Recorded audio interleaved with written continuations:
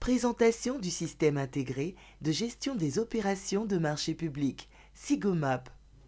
SIGOMAP est une application web qui permet la gestion dématérialisée des opérations de marché public. Les objectifs du système intégré de gestion des opérations de marché public sont la célérité dans le traitement des dossiers, la réduction des délais de passation, une plus grande transparence dans les procédures et une meilleure conservation des documents de marché. SIGOMAP est développé avec des outils et une technologie moderne.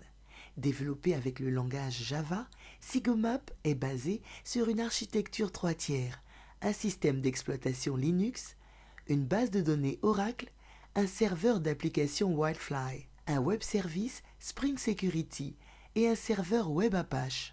Contrairement au système intégré de gestion des marchés publics, SIGMAP, qui n'est accessible que par l'ordinateur, SIGOMAP étant responsive est accessible via les terminaux que sont l'ordinateur, la tablette et le smartphone.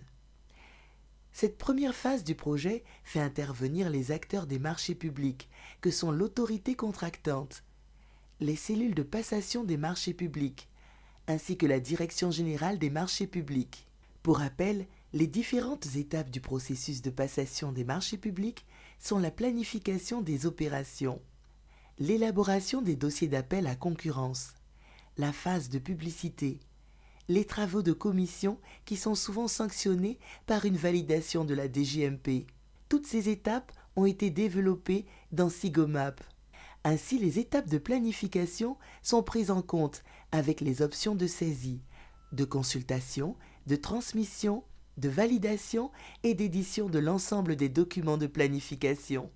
L'étape de l'élaboration des dossiers d'appel à concurrence concerne notamment les dossiers d'appel d'offres, les avis à manifestation d'intérêt, AMI, les dossiers de préqualification ainsi que les dossiers en procédure simplifiée.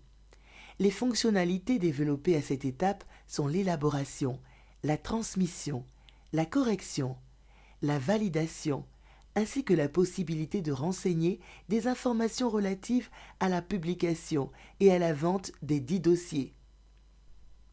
Le dernier pan des activités de passation prises en charge par l'application concerne les travaux de commission. Pour cette étape, les opérations d'ouverture des plis, d'analyse des offres, de jugement des offres et d'anneaux sont développées par la prise en compte de l'ensemble des informations permettant d'aboutir à la génération des différents rapports et PV dans le système.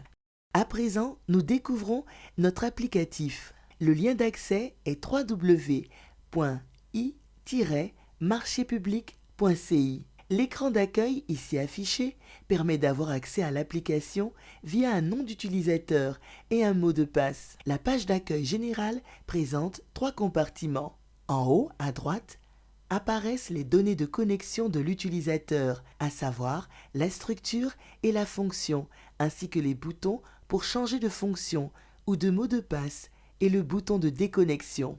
Le cadran rouge présente le tableau de bord de l'acteur connecté. Ce tableau lui permet d'avoir la situation des dossiers en fonction de leur catégorie et de leur niveau d'avancement dans le circuit de traitement.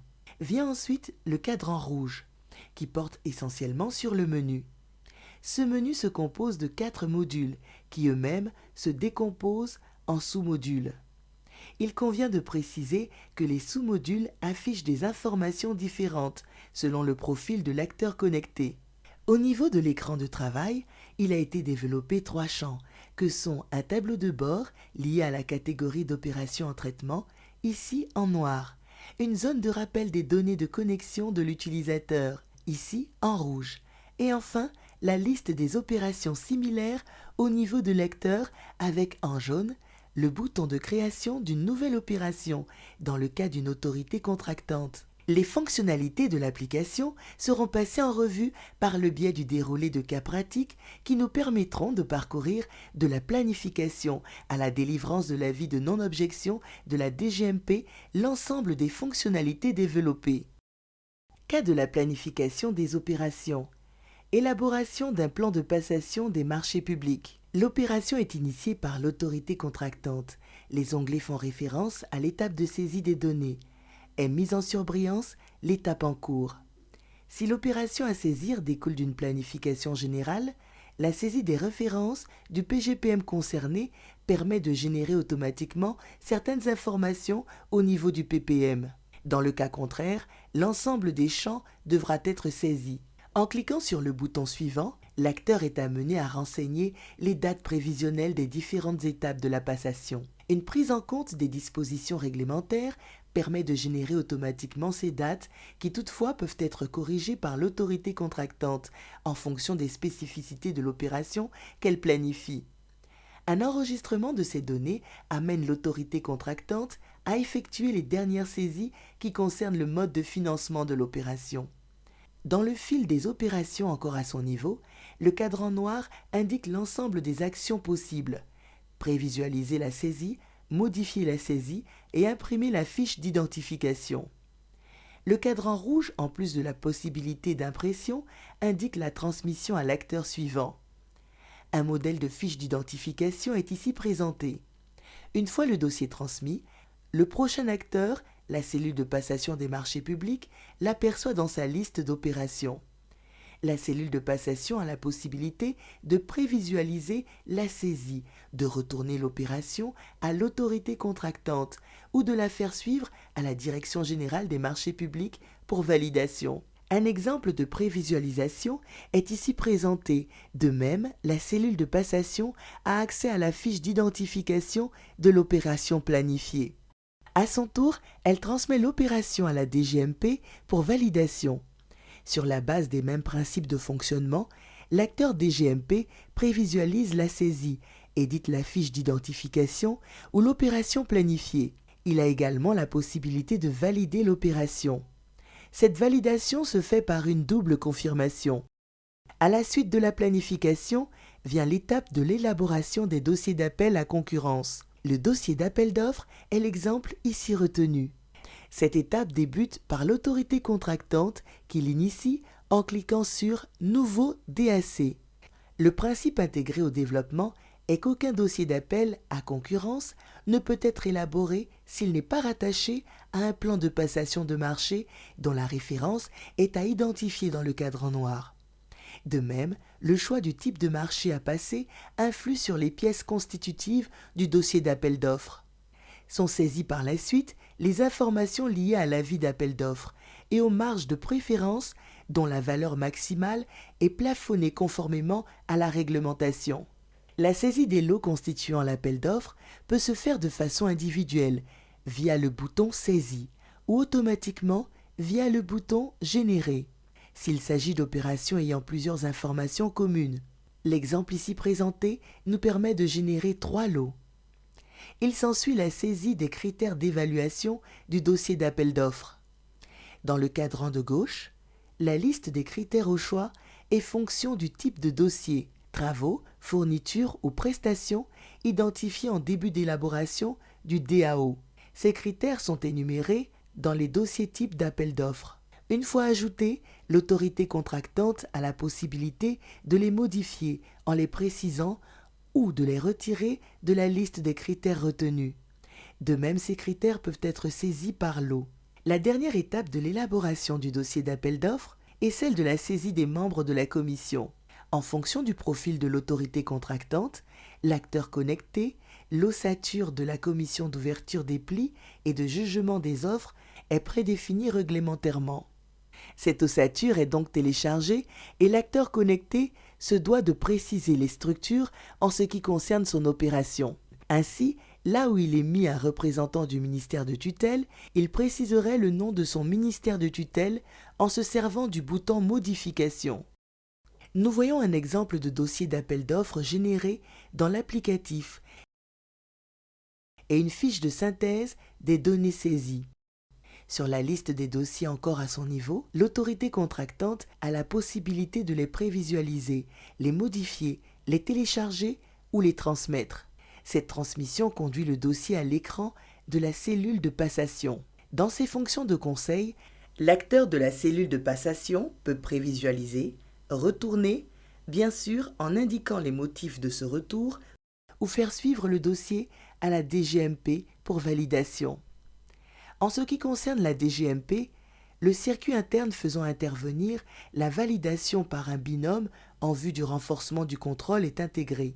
Il ressort de leur analyse la possibilité d'édition du procès-verbal d'examen du dossier d'appel d'offres, puis la transmission du dossier pour publication. Les étapes de vente et retrait du DAO concernent le renseignement des informations y relatives en vue d'une analyse statistique. La vente en elle-même est prévue être faite à la phase 2 du projet de dématérialisation. Il peut tout de même être édité de l'application le reçu de vente. La suite du processus de passation concerne les travaux des commissions qui démarrent par la séance d'ouverture des plis. À cette étape, l'autorité contractante pour l'opération à traiter procède à la saisie nominative des membres de la commission et à l'ensemble des informations relatives aux offres reçues. Elle procède au contrôle des pièces de recevabilité qui, à ce stade, ne peuvent être modifiées car provenant du dossier d'appel d'offres validé. Cette étape se clôture par la désignation des membres du comité d'évaluation. Le procès-verbal d'ouverture des plis est imprimé séance tenante. La séance d'analyse des offres, plus technique, s'appuie également sur le même principe. Pour une opération sélectionnée, s'affichent les lots ainsi que les entreprises ayant soumissionné à chaque lot. Une couleur rouge indique qu'elles n'ont pas passé l'étape de l'analyse des pièces de recevabilité de leurs offres. De même, sont effectuées les analyses administratives, techniques et financières, critère par critère, suivant un processus de rappel des critères validés dans le dossier d'appel d'offres, sans possibilité de les modifier à cette étape. La fin de cette étape est sanctionnée par l'impression du rapport d'analyse des offres. Enfin, vient l'étape du jugement de l'appel d'offres. Pour cette étape, le tableau de bord traditionnellement affiché est changé en tableau récapitulatif des critères financiers nécessaires à la passation de l'opération ou du lot concerné.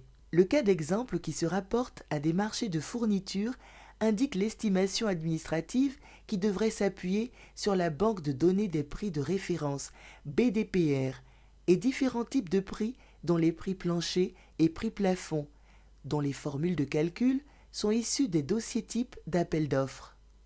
Par lot, le classement des offres est effectué et la commission n'a plus qu'à proposer l'attributaire. Il est possible de recueillir les réserves des membres qui en auraient. Pour cette dernière séance, il est également possible d'imprimer le procès-verbal de jugement des offres. En cas de validation de l'attribution faite par la commission, par la DGMP, un module concernant l'avis de non-objection a été développé. Il permet à l'autorité contractante d'y attacher sa requête et tous les documents y afférents. Après téléchargement et traitement de la requête, la DGMP y attache en retour son avis et le matérialise. Cet avis pourra être téléchargé par l'autorité contractante. Ainsi prend fin la présentation du SIGOMAP. Pour la mise en exploitation, il convient de mettre en service les 4 salles poules équipées, destinées à la formation et à l'encadrement des acteurs. Il convient également de poursuivre les développements et l'interfaçage de SIGOMAP avec les autres applications de gestion du budget de l'État. Une fois l'applicatif mis en service, en vue de renforcer l'effectivité de la dématérialisation, il faudra envisager la phase 2 du projet. En effet, cette phase est prévue intégrer l'ensemble des acteurs du marché public, notamment les opérateurs économiques, avec les fonctionnalités d'achat de dossiers en ligne, de soumission en ligne et de contractualisation en ligne. Cette contractualisation fait intervenir la signature électronique. Au total, SIGOMAP offre un espace d'échange sécurisé et innovant entre les acteurs de l'écosystème des marchés publics. La mise en exploitation de cet applicatif, dès la gestion 2021, devrait aider à réduire les délais de passation et à accroître les performances dans la gestion de la commande publique. Merci de votre aimable attention.